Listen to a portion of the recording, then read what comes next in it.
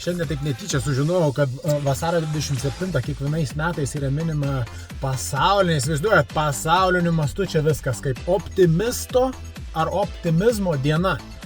Tai noriu pasveikinti visus optimistus, optimistės, švieskit, spindėkit, stenkitės, optimistikuokit dar stipriau, nes jau kada, bet dabar tai tikrai labai reikalinga yra truputį daugiau optimizmo, negu kad mes turime šiomis dienomis paskutinėmis. Nežiūrint į visus ten tuos pasaulinius reikalus, žiūrint į labiau, kas mums aktualu mūsų puslapiai, sveikata, sveikatingumas, gera nuotaika, sportas ir panašiai.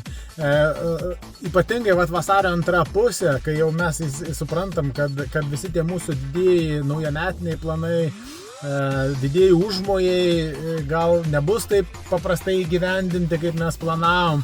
Žodžiu, daugiau optimizmo.